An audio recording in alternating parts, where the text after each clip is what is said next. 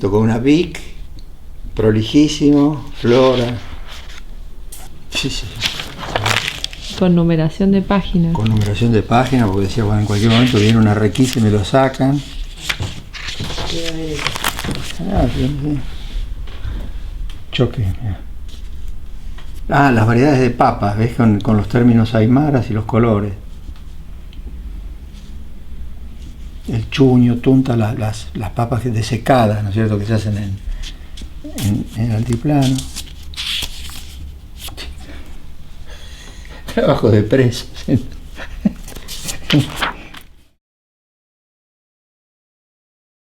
Bueno, yo nací en La Plata y por eso hice mi licenciatura en La Plata. Nací en el año 44, o sea que acabo de cumplir 70 años. Nací en La Plata y bueno, empecé a estudié en el museo, antropología la hice en el Museo de La Plata. Al principio iba a ser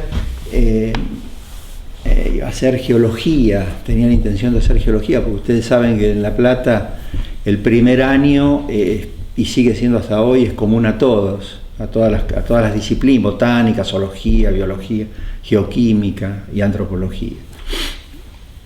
Hice hasta el segundo año de geología y ahí me di cuenta de que, bueno, que la idea de andar por las montañas con una piqueta no me atraía mucho, sino que me atraía más la idea de andar con los salvajes, los primitivos en las selvas, en el Amazonas, etc. Así que dije, bueno, me voy, me compro un sombrero de corcho, tipo las fotos de Raymond Fer, y me voy al Amazonas, qué sé yo, ese tipo, la idea del antropólogo aventura con el Land Rover, además.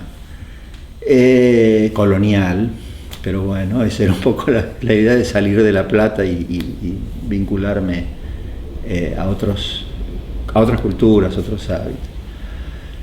Y ahí entonces, bueno, con un grupo de gente, un grupo de compañeros, Roberto Ringuelé en aquel momento fue muy importante, éramos más o menos de la misma camada, empezamos a estudiar antropología juntos y ya decidimos muy tempranamente hacer social, cosa de que en La Plata es una quimera, o sea, porque en La Plata es mucho más fuerte, qué sé yo, la arqueología, mucho más fuerte la antropología biológica, que era más o menos, pero en segundo lugar venía la antropología biológica, y la etnología, la antropología social, todo eso estaba realmente muy degradado porque había toda una tradición de la corriente histórico-cultural que era fuertísima y que había permeado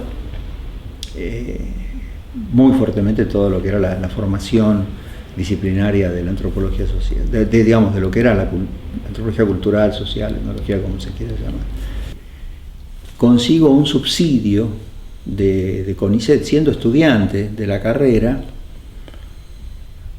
estoy hablando del año 1966, para hacer un trabajo con los aymara en el Titicaca y específicamente en Tiwanaku. Vamos con un compañero de la carrera mucho mayor que yo, que después fallece, Luciano Herrero, vamos a Tiwanaku los dos y bueno, nos encontramos prácticamente en un mundo muy complejo,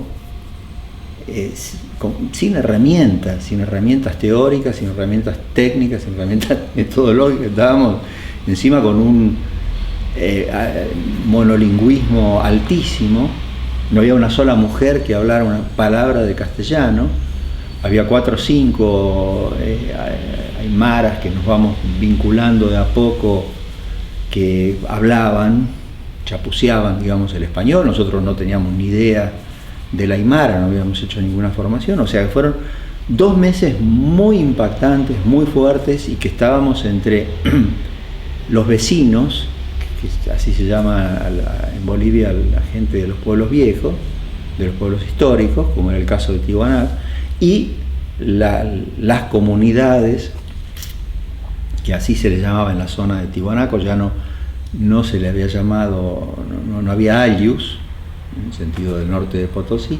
Entonces,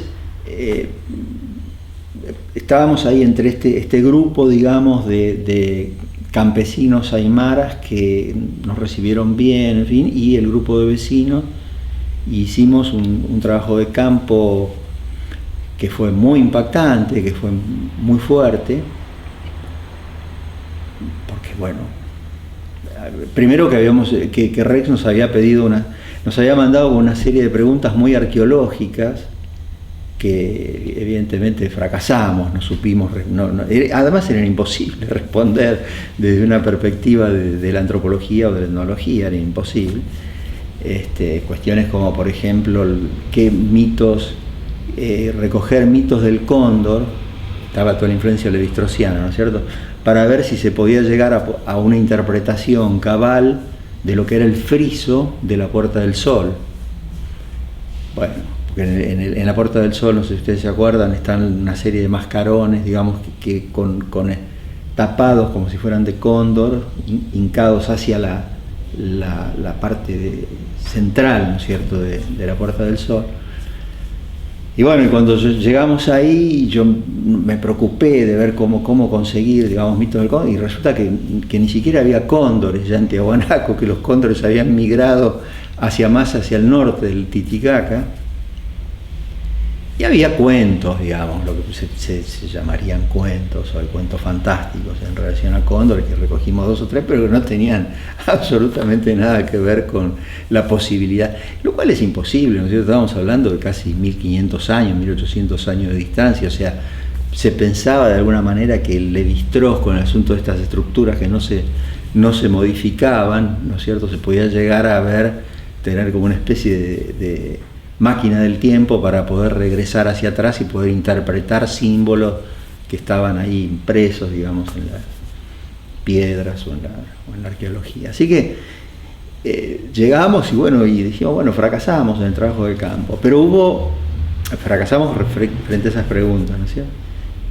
Pero hubo una cuestión que a mí personalmente me impactó, que no iba a buscar eso, que no iba a buscar esa temática, que en realidad tenía mucha idea de cómo llegar ahí, que fue los efectos, los ecos de lo que había sido la revolución del 52, o sea, la revolución de Paz Estenssoro, ¿no es cierto?, los golpes de Estado que vinieron después en Bolivia, pero cómo la revolución y cómo las movilizaciones, que yo suponía que habían sido más que nada en aquella época, ¿no es cierto?, más que nada en Cochabamba, donde después en el 53 se origina la reforma agraria, habían tenido un impacto, probablemente en Cochabamba fue más importante en relación al campesinado, etc.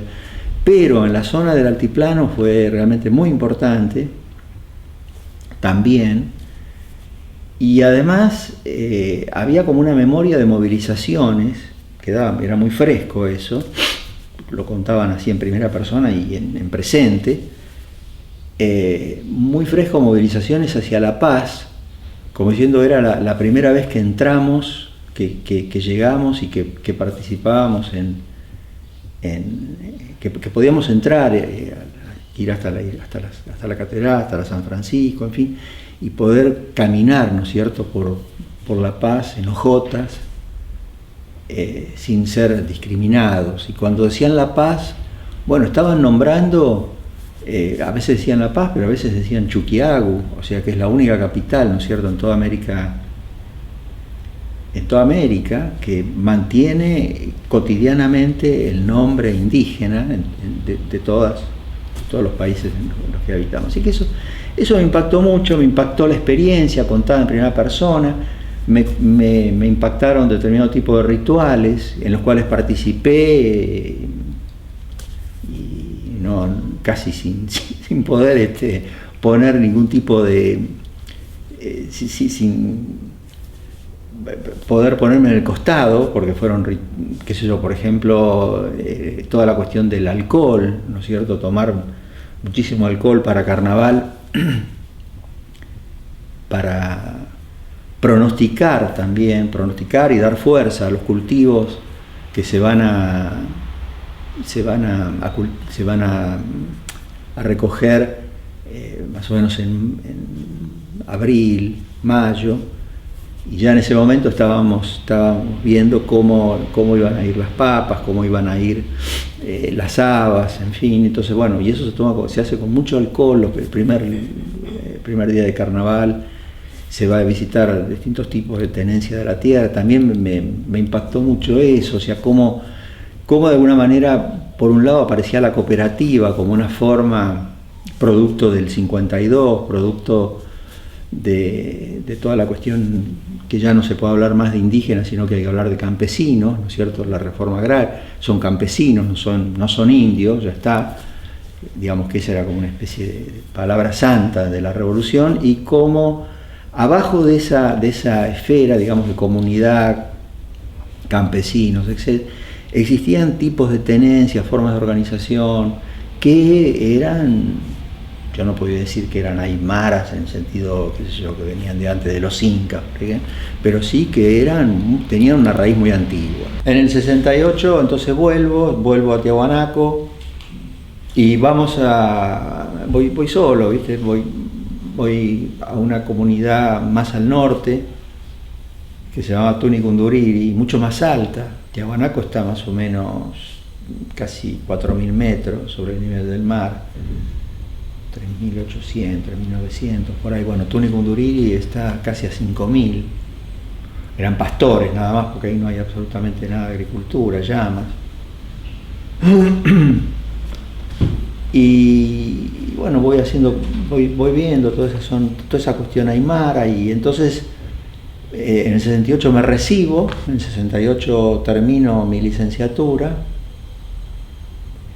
y me presento a CONICET con un plan para trabajar con los aymara, un plan de investigación, como becario, no en carrera, como becario, para trabajar en esa zona, pero ya hacer un trabajo de campo mucho más largo. Me voy para quedarme 6 meses.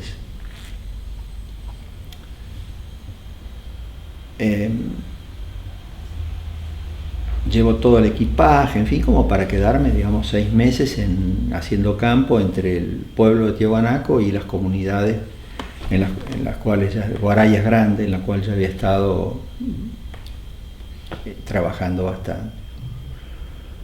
¿Qué pasaba también? Había una serie de circunstancias políticas en América Latina muy importantes.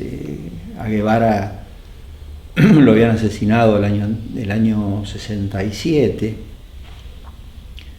en Bolivia, y entonces yo tuve una serie de precauciones respecto a ver qué tipo de cuestiones llevar, en fin.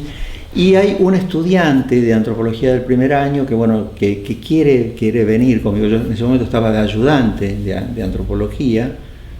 Habíamos logrado armar una materia de antropología social, y yo estaba de ayudante diplomado, y entonces me pide que lo lleve, que acompañarme, que suene el trabajo de campo, todo. Bueno, y en las discusiones que tenemos preparatorias, él se iba a quedar un mes nada más, julio, ¿no es cierto?, en el momento de las vacaciones universitarias, pues él volvía, yo me quedaba en Bolivia hasta fin del 69, era esto. Me dice, bueno, ¿qué llevo? Y le doy una serie de indicaciones de qué es lo que tenía que llevar y qué no tenía que llevar, que él había tenido una experiencia como mochilero, entonces ya, bueno, llevo un cuchillo grano, le digo, no puedes llevar un cuchillo, llevo una libreta con firmas de comisarios de policía por los pueblos que yo he pasado, y entonces esto me va a habilitar por si tenemos algún problema en Bolivia. En Bolivia eso no existe, no tiene ningún tipo de valor. Quería llevarse libros, y bueno, libros, no sé, no me acuerdo bien, pero pongamos el título, la lucha armada y toda una cosa roja, digamos, sangre por todos lados. Bueno, no, esto no llevaste una novela tranquila, vas un mes, no vas a quedarte allá, así que déjate de joder, vos volvés y tranqui. La cuestión que, bueno, logro bastantes cosas de estas, pero en un momento dado, cuando estamos ya cruzando a Villazón, cruzando de La Quiaca a Villazón, en Villazón hay como una requisa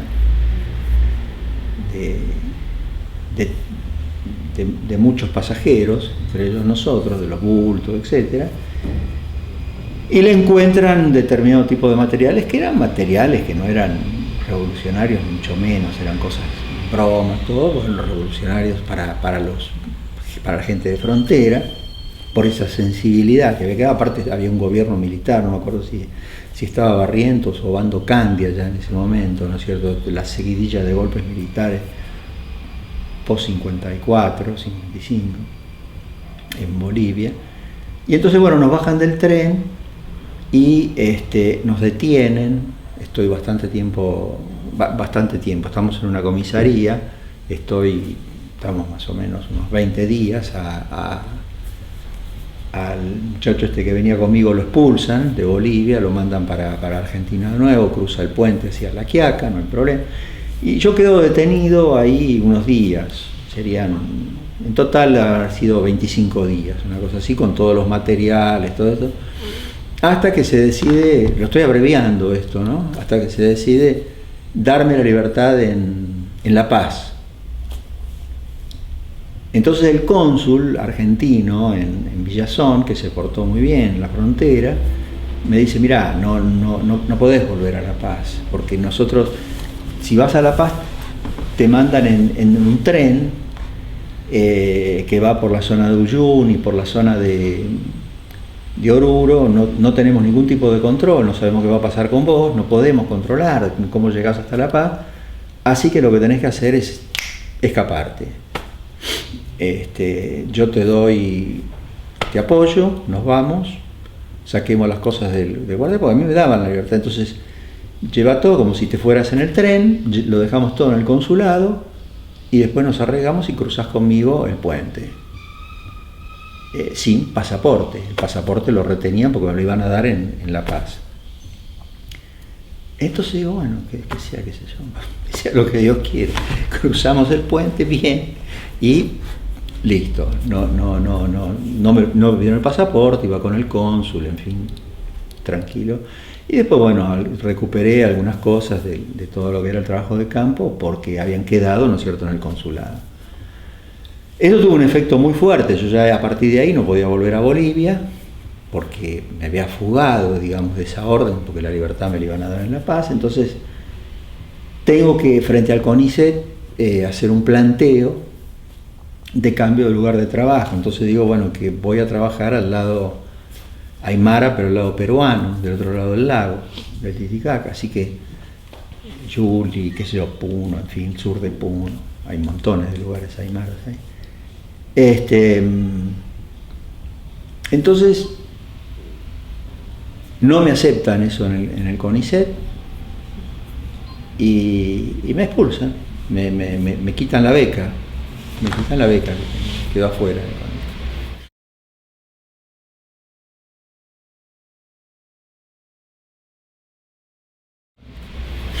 Entonces ahí sigo un tiempo en La Plata, una cosa así, hasta que Rex me hace un contacto con Esther Armite, estoy hablando de fines del 69, que Esther estaba armando un equipo en el Ditela para trabajar en el Chaco. Esther se había ido por el golpe del 66 en la Argentina, había renunciado, ¿no es cierto?, a la UBA como profesora de antropología y estaba refugiada, estaba bien en el Instituto de Ciencias Sociales, se llamaba Centro de Investigaciones Sociales del CIS, del Ditela. Carlos Serrán estaba ahí. Carlos Serrán no quería ir había venido de Catamarca y quería cerrar su investigación en Catamarca, no quería acompañarla, digamos, a Esther en Chaco. Y entonces Esther, bueno, consulta con Rex a ver a quién puede ser, qué sé yo, de los antropólogos, y Rex me recomienda a mí, así que una especie de ángel de la guarda era Rex, me mandan al Chaco. Rex era un tipo que abría y y adelante, abría las puertas y te estimulaba y te decía, bueno, vas a ir al Chaco, entonces tenés que hacer esto y busca aquello y entonces vas a hacer, está buenísimo y tenés que aprender y él me estimulaba mucho también para irme, para ir a Estados Unidos a trabajar, o sea, a trabajar, a formarme, a terminar de formarme, a formarme.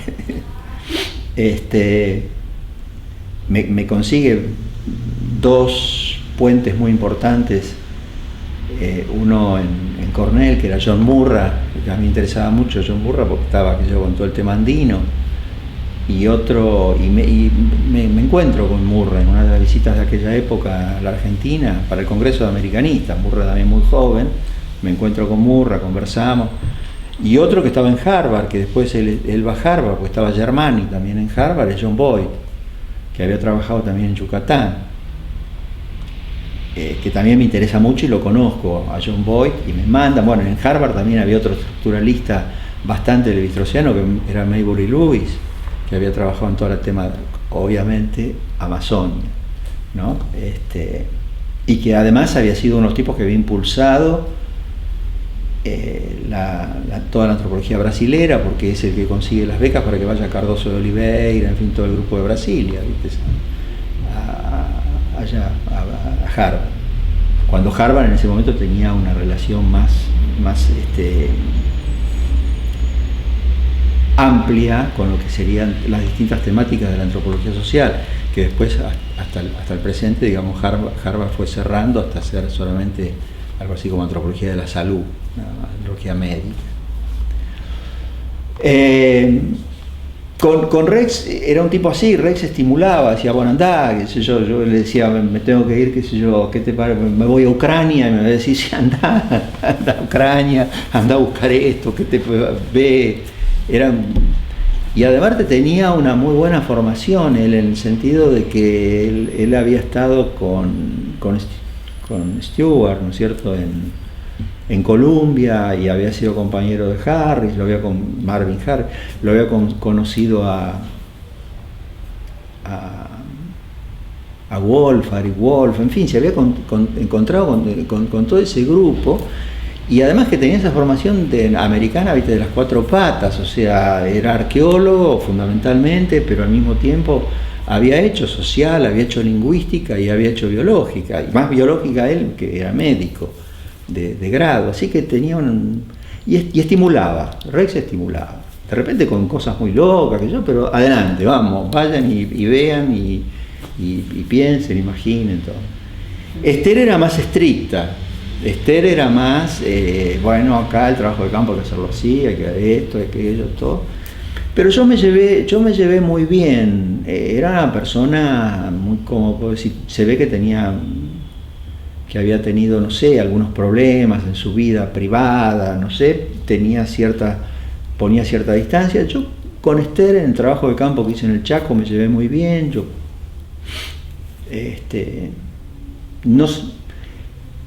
Algunos me preguntaron una vez, Eduardo Archetti me preguntó mi amigo Archetti me preguntó si Esther era la que me había formado, y yo diría que no, que sí, o sea que una parte sí, porque ese trabajo de campo fue también muy intenso y fue muy controlado, mucho más controlado, mucho más guiado, mucho más monitoreado que lo que hice con los Aymara. Con los Aymara yo estaba solo leyendo cosas, inventando, escribiendo, sacando, iba solo, absolutamente solo, no tenía nadie. No tenía ningún tipo de orientación, porque Rex no me daba orientación ahí, eso hasta ahí no llegaba. En cambio, ahí sí había una orientación bastante complicada, porque era una orientación, teníamos que, cada uno en el trabajo de campo teníamos que llevarnos, nos daban, ¿no es cierto?, un Olivetti 22, la lettera 22, la máquina de escribir. Nos dieron un Olivetti, nos dieron, no sé, varias resma original y varias resmas para hacer copias. Y yo tenía que hacer notas todos teníamos que hacer, Nicolás, Piedad y yo, los que hacíamos campo, y después, bueno, Esther tuvo que hacer en Resistencia, con el barrio Toba. notas de campo con copia. O sea, yo llegaba de Tres Isletas, de Cabañaró, de la comunidad indígena, me ponía a la noche, prendía mi sol de noche ahí en la piecita, la choza que vivía, y empezaba a escribir con la letra 22, escribía 7, 8, y después, bueno, a la semana agarraba las distintas copias con los carbónicos, las llevaba al correo de Tres Isletas y la mandaba, y se la mandaba. Llegaba a Buenos Aires eso, al Ditela, y le daban una copia a Rulé, que era el que estaba dirigiendo la parte de economía rural, que era el que iba a leer las notas de campo de los antropólogos. Se lo daban a Mario Rovirosa, que iba a estudiar, que estaba haciendo la parte de demografía. Se lo daban a Basaldúa, que era la parte jurídica. Y bueno, algunos me contestaban, y por supuesto Esther Ermite, que era la que dirigía, digamos, todo el equipo, y otra parte a Piedad Batelli, que era la que dirigía el trabajo de campo, la que controlaba el trabajo de campo de mío y el de Nicolás. Entonces, bueno, yo tenía contestaciones que, por ejemplo, me decían, bueno, por ejemplo, Piedad me decía, estás, qué sé yo, concentrate más en los sistemas de parentesco. Estás revisando mal los sistemas de parentesco, entonces tenés que ver mejor toda la cuestión de las genealogías, cómo es, qué pasa con esto, bueno, en fin. Rulé, por ejemplo, de repente llegaba una carta, me tenés que contar cuántos surcos están usando para el zapallo, cuántos surcos de zapallo cada familia, contar todas las familias, o sea, distintos tipos de demandas. Esther, que de repente me preguntaba más por, qué sé yo, el tema de salud. Y entonces fue un trabajo muy controlado y discutido permanentemente. Y cuando llegamos a Buenos Aires y había que hacer la propuesta, ¿qué se propone, digamos, para Chaco, para los indígenas en Chaco? Bueno, fueron realmente discusiones muy interesantes porque había propuestas diferentes, teóricamente diferentes, técnicamente diferentes, y nosotros éramos pichones, escuchábamos las cosas que estaban discutiendo, ¿viste? Qué sé yo, Silvia Sigal, que proponía, no sé, un modelo, digamos, de capitalismo agrario porque era imposible salir del capital cada vez más, ¿no es cierto? Entonces, bueno, había que mecanizar. Rulé, que decía no, había que ver cómo había que conservar la mano de obra en el campo, la mano de obra toba, porque si bien se iban metiendo con el tema del algodón, también mariscaban, entonces había que buscar formas de equilibrio porque la mecanización los iba a expulsar. En fin, eran discusiones muy interesantes porque se estaban discutiendo efectos que iban a ser volcados, efectos de políticas, digamos, que iban a ser volcados en el informe final, digamos, de recomendación.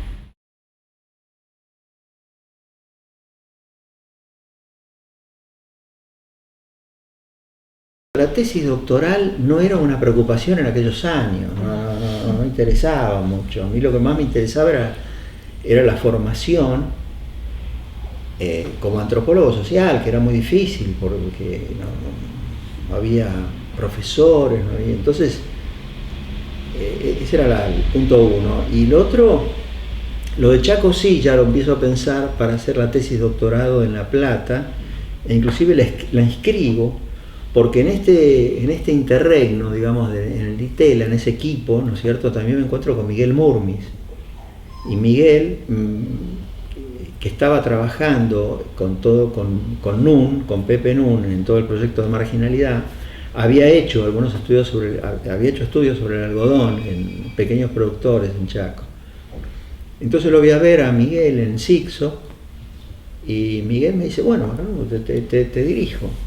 Entonces yo me prendo para hacer la tesis con él, presento el plan de tesis, las materias, todo, digamos, las optativas, cumplo con todas las optativas. Esto ya hablo del 70, 71, yo tenía todas las optativas, ya todas listas. Y presento el plan de tesis para esa época, me imagino fin del 70, 71, pero nunca la terminé en La Plata, la hice en la UBA muchos años después.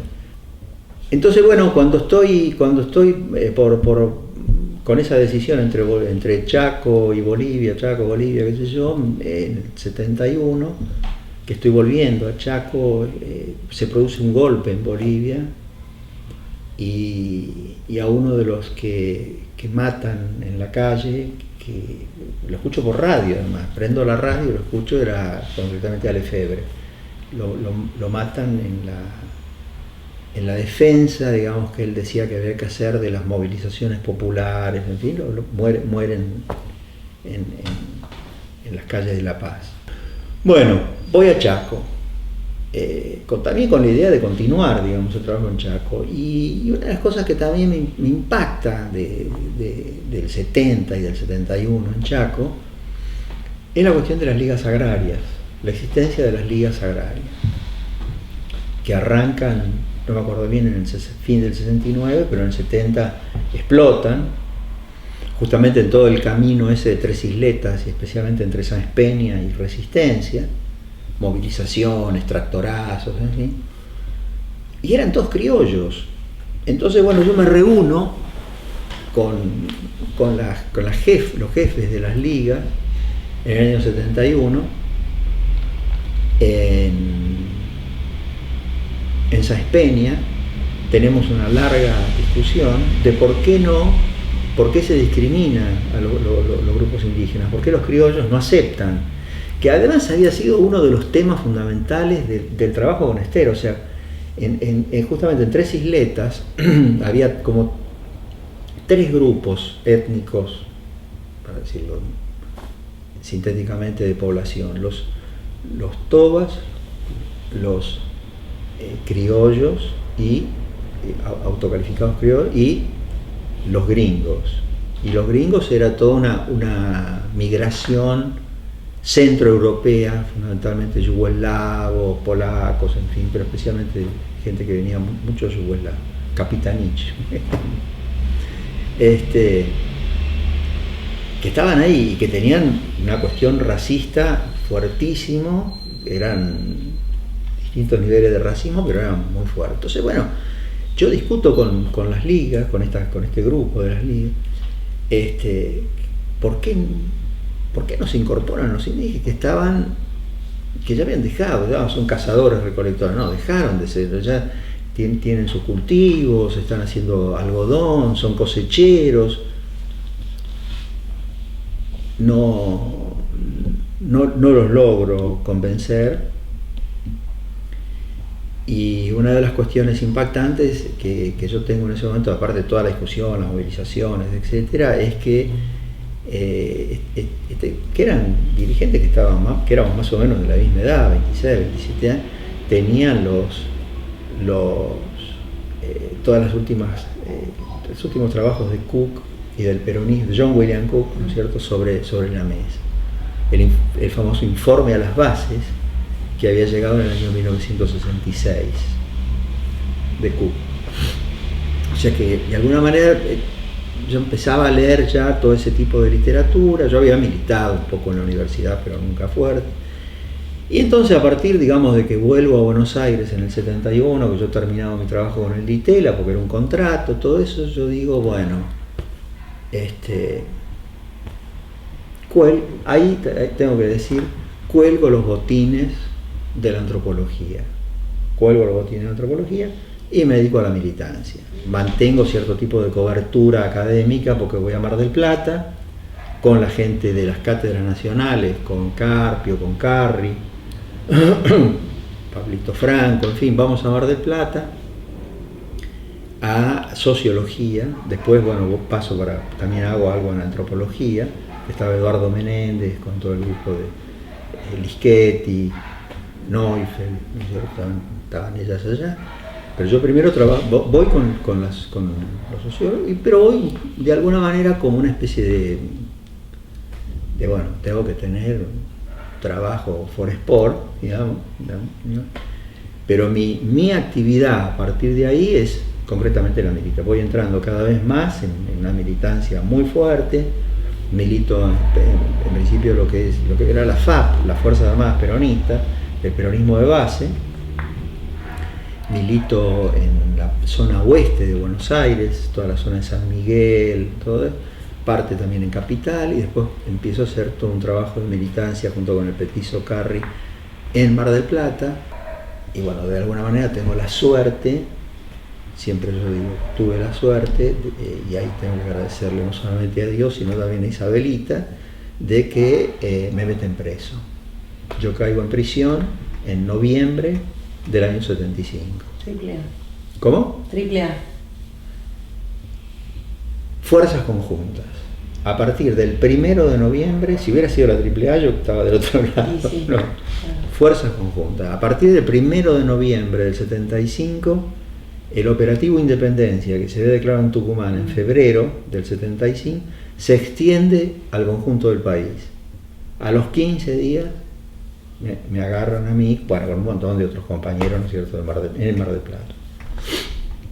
Voy a la cárcel, estoy desaparecido unos 28 días, bajo torturas, en fin, hasta más o menos en diciembre, también del 15 de diciembre, por ahí, me tiran, después de haberme hecho traslados en varios lugares, ¿no es cierto?, de Mar del Plata, pero también me llevan a zona oeste, en Buenos Aires, me trasladan en avión con un pequeño grupo de compañeros, y termino en Aedo, en la comisaría de Aedo, y de ahí me lleva un procedimiento, siempre con venda, ¿no es cierto?, me tiran en Sierra Chica, digamos, me blanquean, junto con otros dos compañeros, en Sierra Chica.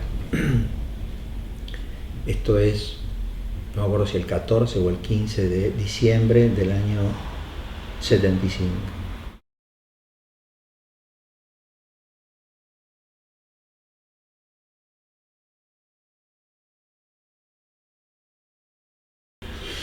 Y a partir entonces, bueno, del 75, cárcel, hasta yo salgo, son 7 años, yo paso 7 años en la cárcel, yo salgo recién en enero del 83 con una libertad vigilada. No, paso todo el tiempo, primero en Sierra Chica, casi un par de años, un poquito menos, después me llevan a la unidad 9 a La Plata, de la unidad 9 me traen a Caseros, Caseros la nueva, la que voltearon, ¿no es cierto?, la que derrumbaron, ¿no? Caseros la torre esa que había. Ahí estoy un año entero, exactamente 365 días, de ahí me vuelven a llevar a La Plata y salgo de La Plata. ¿Y esos traslados a qué se debían? Se debían a, bueno, cambios, era como que iban estudiando. Lo de Caseros era una cárcel terrible, Caseros la nueva, muy moderna, todo, pero yo prefería estar en Sierra Chica, la verdad, porque uno la pasaba mejor. Traslados que no, yo creo que eran estudios que nos ponían como para ver con quién nos juntábamos, con quién no, qué pasaba, no sé. Y además una cosa un poco anárquica, ¿no? Porque uno piensa que la dictadura fue toda una especie de mente. Por ahí era porque... Sí, porque se les daba, porque había que llevar 20 para allá, 30 para allá, por pedidos de la familia. Yo tenía a mis padres que vivían en La Plata y habían pedido que, por ejemplo, seguramente que me trasladen a las 9, que me tenían más cerca, para no tener que viajar a Olavarría, ¿viste?, para verme en Sierra Chica, qué sé yo. Después te podían trasladar de nuevo, ¿me entendés? O sea, era un cambio que uno piensa que había una mente que calculaba todo, pero yo creo que había bastante despelote entre ellos. Y eso fue una de las cosas que a algunos los mató, pero a otros los salvó. Es así, ese despelote que tenían entre las fuerzas. No se compartían archivos, había información que era totalmente tabicada para unos, para otros no. Entonces, a mí, por ejemplo, en esos 28 días, de repente, cuando yo llego cuando me traen a Buenos Aires y aparece un grupo de la Federal, porque eran distintos grupos que me iban entrevistando, ¿no? O me iban dando con no eran entrevistas, estamos hablando de antropología, no eran entrevistas abiertas. Un grupo empieza a hablar de, por ejemplo, de lo de Bolivia. que me habían detenido en Bolivia. Vos estuviste con Che Guevara, me dicen. Vos estuviste con Che Guevara. No estuve con Che Guevara. O sea, no.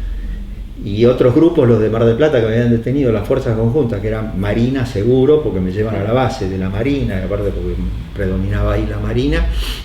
Jamás se les ocurrió pasar, de preguntarme por si había estado en Bolivia. No apareció. Apareció recién en Buenos Aires cuando aparece, por ejemplo, la Federal. Entonces, por eso yo creo que estaba tabicado, ¿viste? Algunos le daban importancia, otros no. Había etapas, digamos, en la cárcel en que podíamos trabajar más, leer más, escribir más, y en un momento dado la cosa se empieza... Bueno, digamos, antes de Malvinas yo pienso que la cosa va a ir para largo, que vamos a tener militares para 100 años en la Argentina, entonces pero que yo voy a salir, porque yo tuve causa adentro, cuando me hacen una causa, pero salgo absuelto, en la misma época militar, salgo absuelto de culpa y cargo, por la justicia, no justicia militar, sino la justicia ordinaria, digamos. Por supuesto que quedé, por más que absuelto que estaba bajo el PEN, me tienen por lo menos 3-4 años más.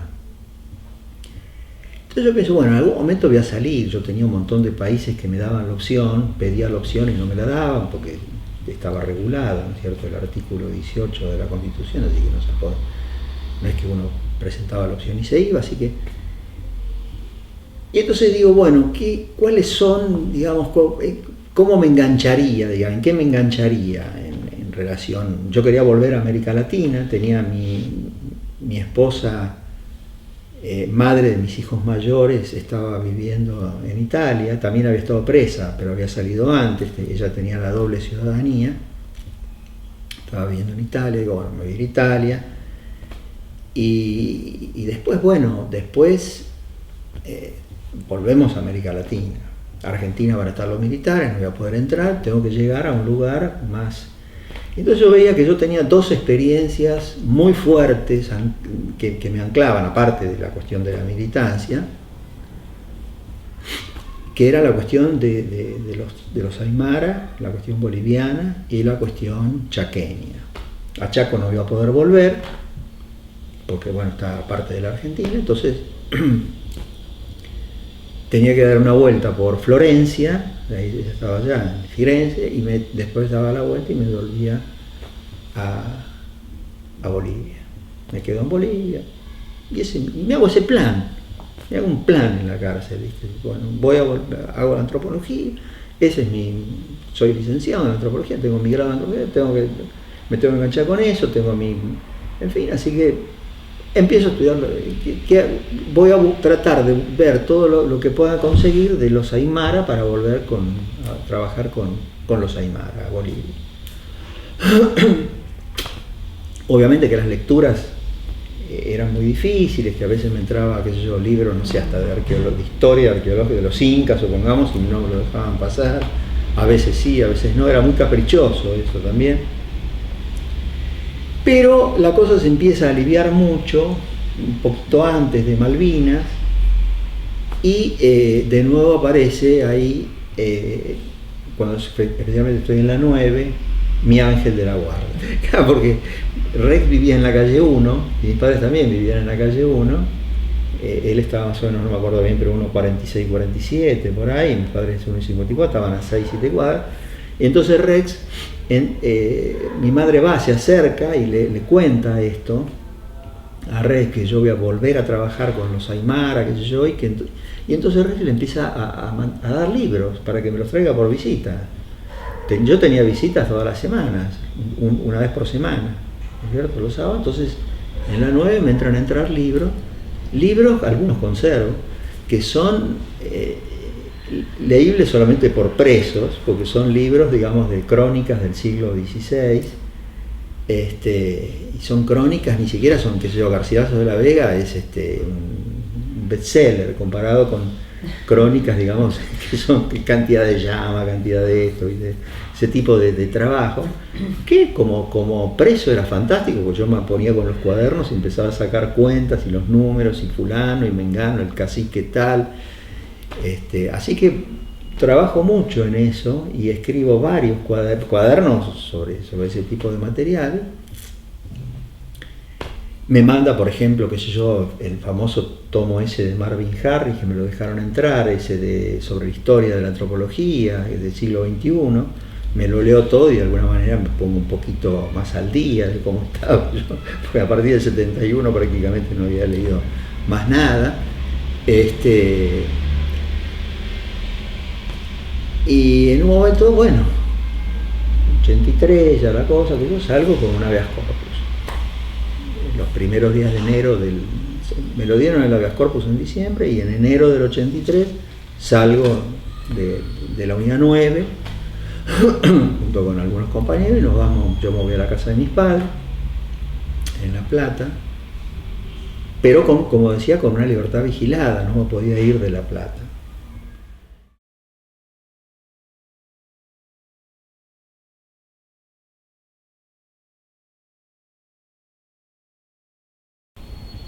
Viajo a Buenos Aires los primeros días de que salgo de la cárcel.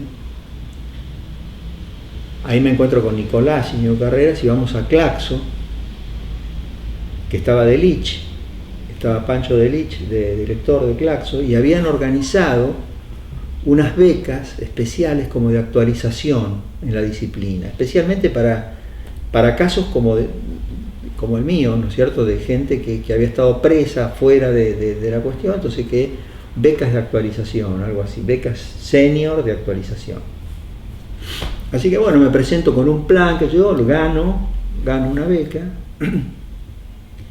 y estoy de nuevo, digamos, en antropología. Ahí la vi a ver a Esther Ermiti, a Flaxo. Esther estaba con la maestría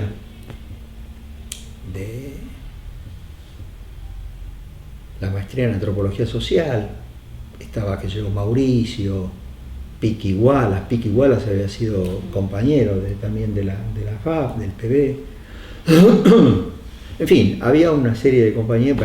Piqui había sido de La Plata, habíamos estado en La Plata juntos, en la carrera, eso quiero decir. Y la cuestión es que le cuento un poco a Esther, qué sé yo, y Esther me dice, bueno, sí, dale, metele, dale, adelante. Le digo, bueno, me tengo que ir a Italia. Vuelvo acá a La Plata, vuelvo a La Plata, y en La Plata Rex me llama por teléfono. A Rex lo iba a ver, porque a Rex no había problema, o sea, no podía salir de La Plata, así que tenemos muchas charlas con Rex ahí, lo visito mucho, conversamos, ¿cierto? Y en un momento dado Rex me dice, bueno, John Murray está en Argentina, tenés que ir a verlo. Y hablo con John ahí y me dice, bueno, ¿y usted qué quiere? Quiero ir a Bolivia, a los Aymara. Bueno, a ver, ¿qué sabe de los Aymara? A ver, cuénteme. Entonces le digo, bueno, leí esto, las crónicas. Y dice, usted es un desastre, está totalmente desactualizado, tiene que ir a hacer trabajo de campo a Bolivia, ya tiene que irse a Bolivia de nuevo. Que digo, no puedo irme a Bolivia de nuevo, tengo que ir tengo a mi mujer y mis hijos de 7 años, a mi mujer hace 7 años, a mis hijos mayores me los llevaban, los chiquitos me los llevaban a la Carlos, veía. Tiene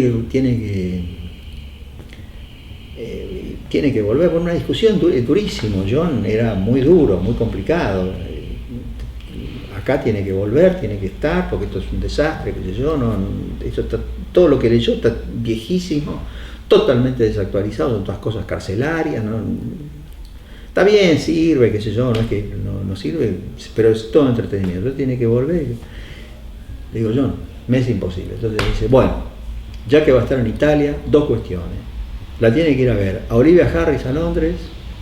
Olivia Harris, escríbale a Olivia Harris de parte mía para que usted le mande alguna cosa para así se va actualizando, porque usted no entiende nada de lo que está pasando con el mundo aymara y con todo lo que están trabajando hoy.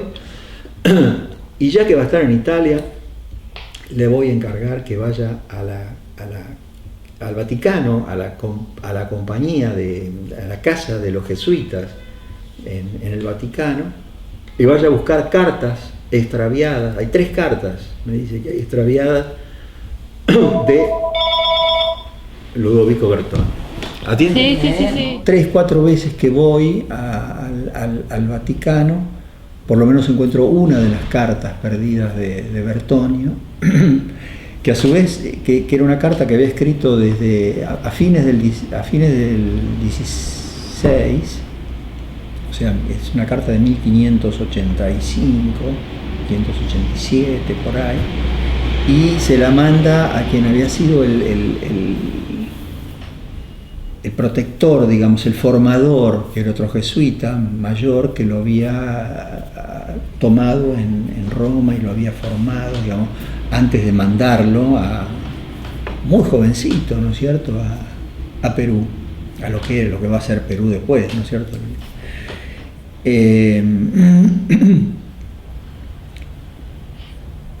Y la carta no era una carta annua, porque las cartas annuas están escritas en latín. Los jesuitas tienen la obligación de escribir todos los años, hasta hoy, una carta que es como una especie de informe a su superior, que se escribe en latín, y eso se llama cartas annuas. Esto no era una carta annua, en general todas las cartas annuas de Bertonio se habían descubierto, estaban publicadas. Esto era una carta más informal que le escribe a su superior, contándole las desgracias que estaban pasando en ese momento en el Titicaca. Y está escrita en italiano. Entonces, bueno, yo la puedo traducir, la hago, por supuesto, corregir, en fin, y cuando después vuelvo a Bolivia, la discuto con los jesuitas de allá, y la publicamos, esa carta, y le dedico el artículo a Murra, estoy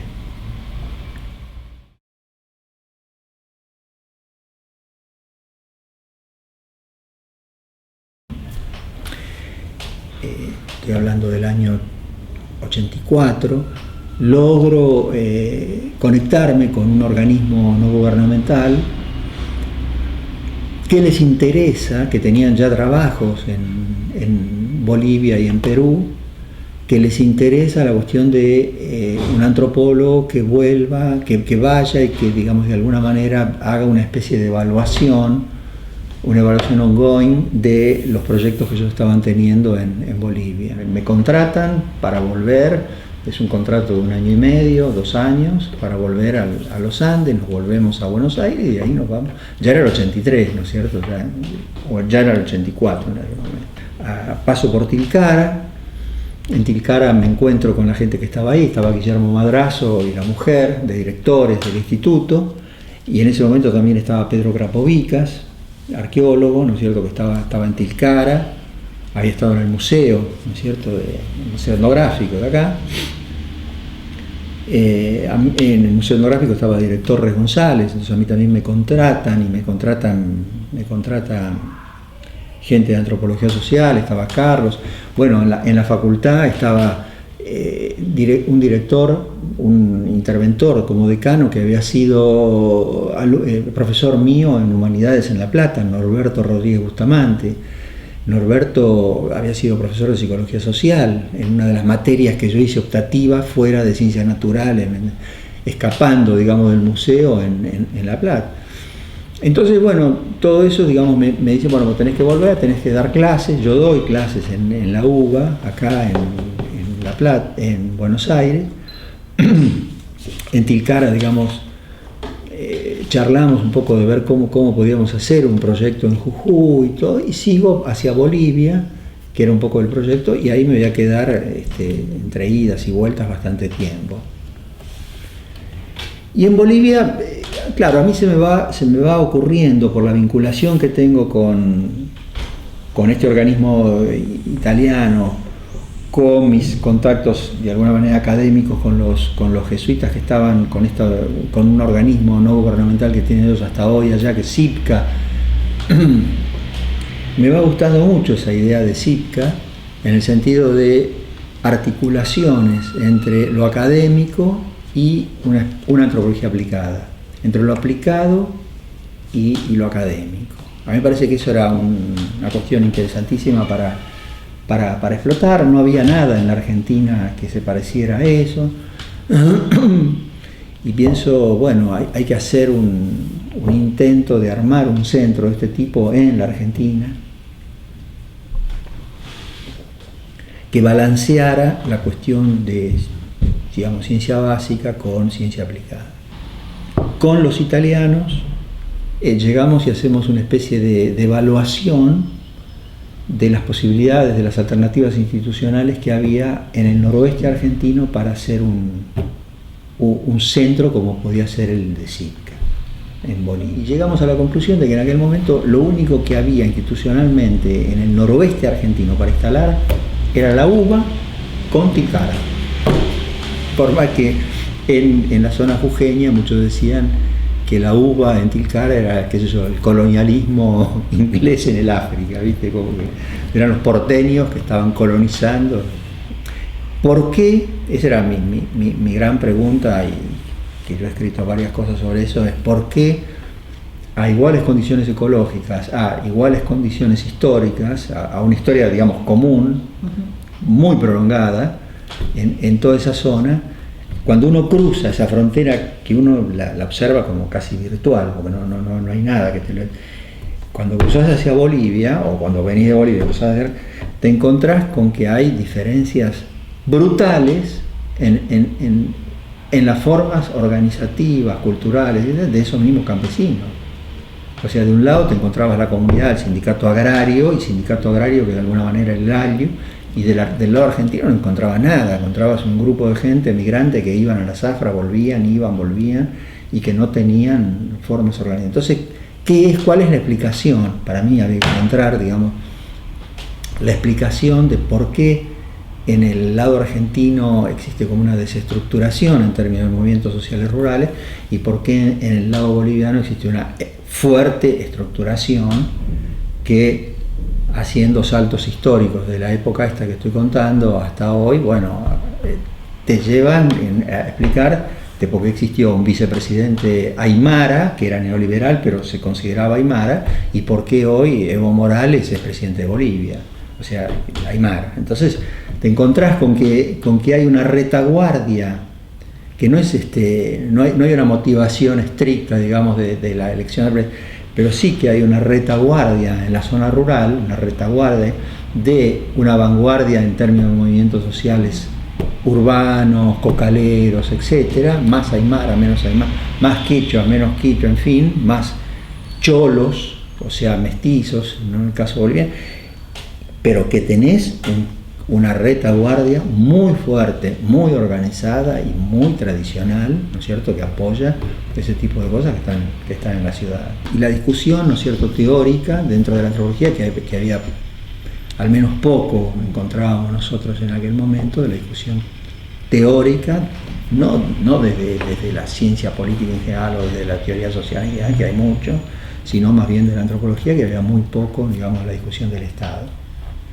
El Estado, y no el Estado desde una perspectiva solamente teórica, desde una perspectiva abstracta, sino el Estado en lo local, o sea, cómo llega, cómo está presente ahí, cómo está presente en Yavi, cómo está, y no cómo llega simplemente como control y dominación, sino cómo además se construye el Estado desde Yavi Chico, desde, qué sé yo, la escuelita que está en Santa Catarina, con la banderita, la maestra, en fin, ahí, ese tipo de cuestiones es lo que más me va interesando, y de alguna manera es la base de mi tesis de doctorado, que la hago en la UBA con la dirección de Miguel Murmi, pero ya no con los Tobas, sino con Amaicha, con los Valles Calchaquíes, donde ahí teníamos un proyecto muy grande que era un proyecto aplicado.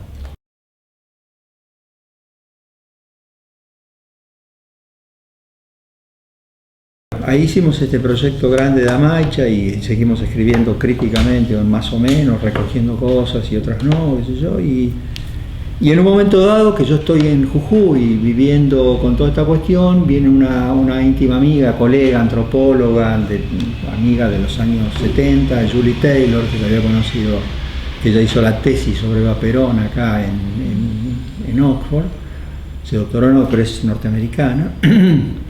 Y Julie me dice, mirá, Alejandro, vos estás acá en Jujuy, está bien todas las cosas que vos haces sobre campesinado, Maicha, todo está muy interesante, todo esto, pero en Tucumán está ganando Bussi, Fuerza Republicana está creciendo, y vos estás con estas cosas naif de campesinos y a los aymara. ¿Qué hacemos con los tucumanos? ¿Qué pasa? ¿Por qué los tucumanos votan a Bussi? ¿Qué pasa con los tucumanos? Bueno, entonces yo dije, bueno, acá me tengo que volver a temas de los 70, temas de violencia, no solamente a las cuestiones de memoria, y ahí entré a trabajar sobre Tucumán y la violencia. Me vine de Jujuy para acá con algunos artículos, todo, llegué, termino la tesis, ya la tesis esta la termino cuando yo estaba ya viviendo en Buenos Aires, acá enfrente, y ahí leyendo muchas cuestiones de teóricas y de antropólogos, ¿no es cierto?, sobre el tema de violencia y cultura, en fin, toda esa rama que ya me iba alejando, digamos, a todo lo que era más trabajos de antropología económica y aplicada, evidentemente. Me meto por asociaciones que se van produciendo con gente que hace. Yo también había hecho antropología urbana en San Miguel de Tucumán, junto con Henry Selby, pero esto lo vamos a obviar un poco, que sacamos un libro, Parando la olla, junto con Mónica Lacarrié y Henry Selby, los tres.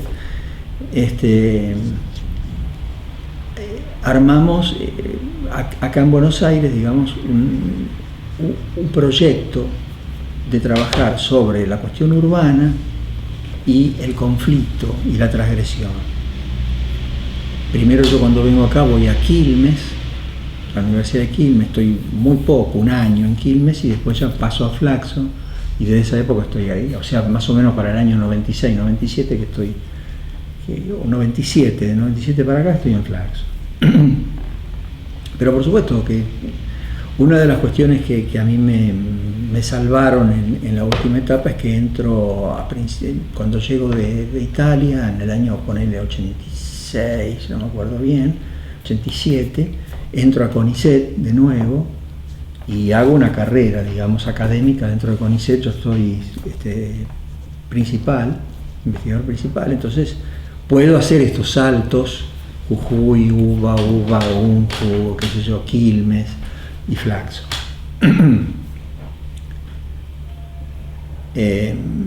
Entonces, bueno, ahí me encuentro con un equipo vinculado a la cuestión urbana, como decía, y que cada vez más va siendo interpelado por la cuestión de violencia, inseguridad. O sea, de violencia política voy pasando a todo lo que es inseguridad, delito, transgresión, etc. Y eso es, digamos, lo más grande, digamos, que he venido trabajando desde esa época hasta ahora. De todos esta multiplicidad de trabajos de campo que tuviste, ¿te presentó algún dilema ético en alguna ocasión? Y sí, los dilemas éticos en cada ocasión se presentan, en cada ocasión, ¿no es cierto? Por ejemplo, digo algunos, ¿no es cierto? En el mundo aymara, la cuestión de los yatiris, la cuestión de los límites territoriales, la cuestión de la vinculación, digamos, de los aymara con determinado tipo de rituales o ejecuciones que ellos hacen que son, que uno podría decir desde nuestra cultura, linchamientos, ¿no es cierto? Por ejemplo, en el caso del mundo aymara, robos reiterados es pena de muerte, y la pena de muerte no es que la da el damnificado, sino que la dan entre todos, ni siquiera los de esa misma comunidad, sino de las comunidades del cantón, que el cantón sería como el municipio, ¿no es cierto? Entonces, bueno, van todos y le pegan hasta matarlo a la persona, o sea aymara o sea cholo, o sea, eso es. Y entonces, bueno, eso es complicado, decirlo en el momento que se produjo, éticamente. O sea, es medio como que uno tiene que estar siempre en esa disyuntiva de qué es lo que escribe, cuánto escribe, cómo escribe. En el caso también, por supuesto, del delito y de todo eso, sí es bastante complicado. Y además que nosotros como antropólogos tenemos situaciones que no podemos, como callejones sin salidas teóricos, ¿no? Que son muy difíciles de resolver. Por ejemplo, la universalidad de los derechos humanos. Eso es muy complejo con el tema del relativismo, que también nosotros lo levantamos como carta. Entonces, ahí tenemos que ser muy cuidadosos, entrar por aristas, ¿no es cierto?, de esos problemas casi filosóficos de constitución de la disciplina. Uno no puede estar en desacuerdo con los derechos humanos como postura universal, ¿no? No puede decir, bueno, no, yo estoy... Porque después, si no, quedás en posiciones muy oportunistas en determinadas cosas. Pero al mismo tiempo tenés que decir, bueno, pero estos tipos tenían una cultura diferente y hacían estas cosas que, bueno, para ellos no eran el horror que se producía en Occidente y sin embargo para ellos, qué sé yo, que se tiren bombas en una guerra sobre ciudades, se maten niños y todo, es un horror peor que lo que hacían ellos, que de repente, qué sé yo, cada 2 años se comían un tipo. Entonces sí, bueno, no es para tanto, comerse un tipo cuando se tiran bombas en tal lado. Pero ese tipo de juicios son muy complicados y no están resueltos, teóricamente. Hay como una tensión entre lo particular y lo universal, lo particular y lo general, que es bien interesante. Entonces yo digo, bueno, esto ¿por qué es? ¿Por qué digamos hay una trayectoria? ¿Por qué hay una tradición conformada en arqueología? Bueno, para mí, porque hubo un arqueólogo que rompe, que es un tipo que construyó, que es Res González, que a partir de Res González puede decirse, bueno, hay grupos de arqueólogos que están de acuerdo, grupos de arqueólogos que no, pero produce una tradición, produce un paradigma, ¿no es cierto?, dentro de la Argentina. Vos podés decir, bueno, ¿seguimos eso? O tenemos que crear otro paradigma, o estamos en desacuerdo con este punto, pero no con todo el paradigma, ¿me entendés? Es importante. En el caso de la antropología no existió eso. Esther no lo hizo, no creó un paradigma. Nosotros, yo creo que ninguno de nosotros tampoco todavía, no lo hemos creado. Sí, en sociología, Germani lo creó. También podés decir, bueno, sociología, Germani, qué sé yo, todas las críticas que hay con Germani, la teoría de la modernidad, etcétera, etcétera. Pero es un tipo que, cuando vos lees Estructura Social de la Argentina, tenés un mito en la construcción de datos, en la construcción de una etapa, ¿no es cierto?, de la Argentina que es fundamental. Tenés una disciplina. Después qué sé yo, que haya todo un sector, que vaya hacia otro lado, que digan, por ejemplo, hay un montón de ahora antropólogos, de sociólogos que dicen que están haciendo etnografías y no hacen etnografía, ¿viste? Empezando por Javier Aullero, que es el principal, que está en Austin, no es una etnografía. Claro. Pero bueno, hay críticas muy fuertes, que están surgiendo, que son muy interesantes. ¿Qué te hace feliz de ser antropólogo? Y a esta altura, qué sé yo, un poco la libertad que me ha dado de manejar, de estar en otras culturas, eso ha sido realmente muy importante, porque la experiencia aymara y la experiencia chaqueña, pero más que nada, inicialmente la aymara fue una cosa terriblemente impactante. Me hacía acordar algunos trabajos de Leach, que los leí después, cuando Leach habla del trauma que produce como trauma, ¿no es cierto?, el trabajo de campo. Es uno de los artículos de Rethinking Anthropology. Y para mí fue un trauma, o sea, yo esos 2 meses que estuve ahí, casi no pudiendo conectarme o conectándome y tratando de comunicarme, era como también estaba tratando de comunicarme con mi infancia, con mi clase social, con la clase social de la plata mía, o sea, era como una especie de diálogo hacia el interior mío también, a medida o sea, yo veía a toda esa gente que en aquel momento, qué sé yo, se construían todo, eran absolutamente autosuficientes. Qué sé yo, no se hacían el fuego con el palo como lo vemos en las películas, ¿viste?